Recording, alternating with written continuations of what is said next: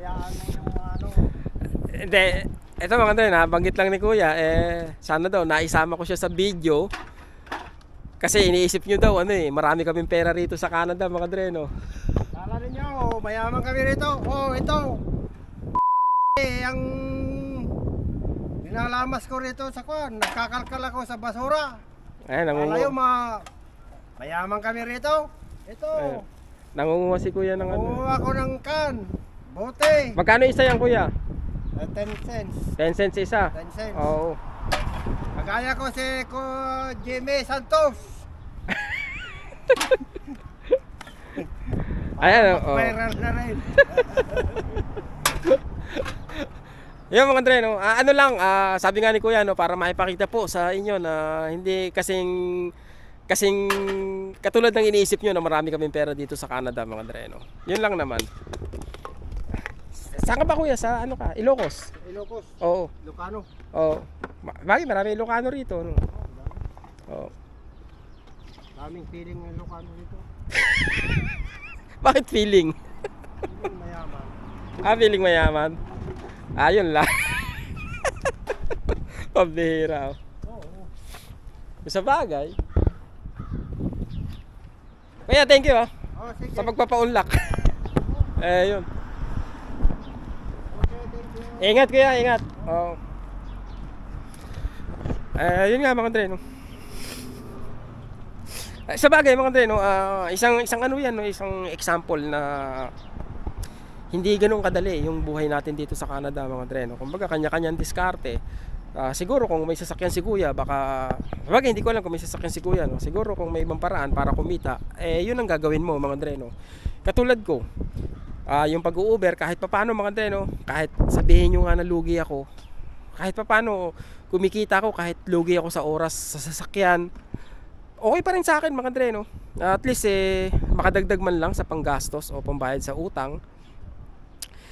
Kanya-kanyang diskarte mga Dre, no. Yung iba nagki-cleaning ng bahay, yung iba ano pa ba, yun nagki-caregiver mga Dre, no.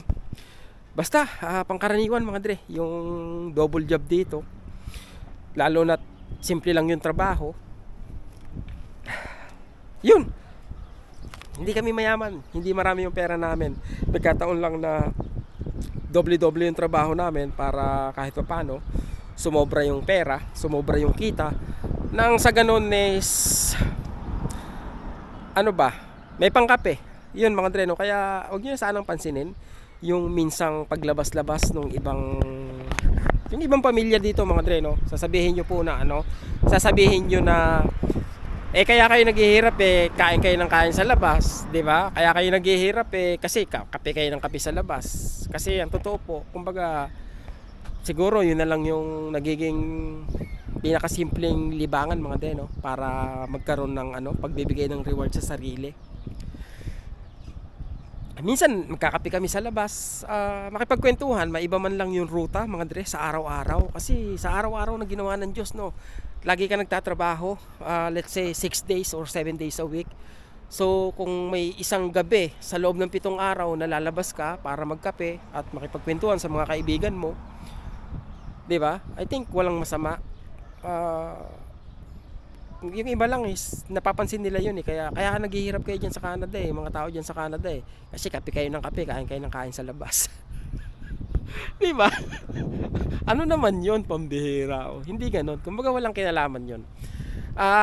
Kumbaga sabi nga nila kahit paano nakakatulong yun para somehow magkaroon pa ng matinong isip mga Dre, no?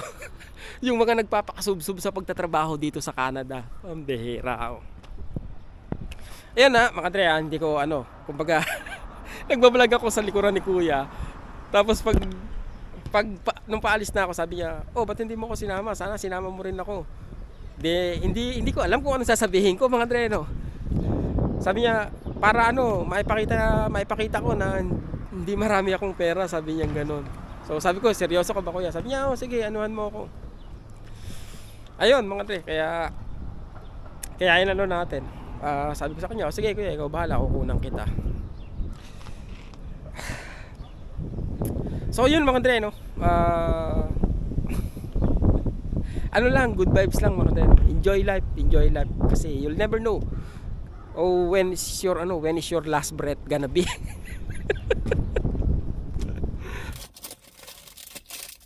Napaisip naman ako mga dre doon sa kay kuya.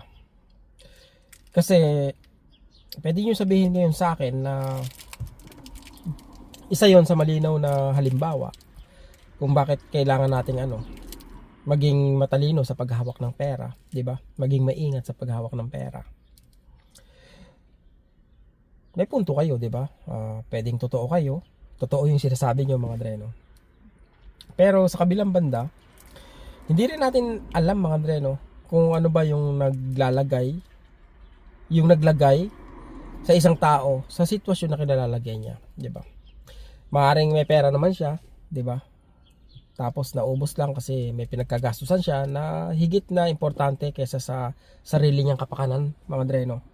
Baka mamaya maraming nanghihingi sa kanya, marami siyang natulungan, mga dre, no? At dahil doon hindi siya nakakapag-ipon. Hindi talaga natin masabi, mga dre, no? Anyway, yun po, no, at least may parating po ni kuya, may parating po namin sa inyo na yun nga, mga hindi porket nasa Canada is maraming pera, mga dre, no? Siguro napapansin nyo naman kung ano yung ginagawa ko, mga dre, no? Halos nagdo-12 oras ako sa pag-Uber. Ngayon may trabaho na ako, tas nag-Uber pa ako, tas nag-YouTube pa ako. Para kahit pa paano, mga dre, no, talagang magkaroon ng extra pera. Talagang sipagan lang, mga dre, sikapan lang. Basta walang ayawan, mga dre, no? Yun lang yun eh. Pag trabaho, pag good time. Di ba? Pero kahit anong gawin mo, mga dre, buhay mo yan, di ba? Kung saan ka masaya, doon ka. Dahil pagdating sa huli, mga dre, no, ikaw yung masusunod sa sarili mong buhay. At saka, sabi nga nila, mga dre, no, pagdating ng araw, di ba, mas pagsisisihan mo yung mga bagay na hindi mo ginawa kaysa sa mga bagay na ginawa mo at hindi ka nagtagumpay.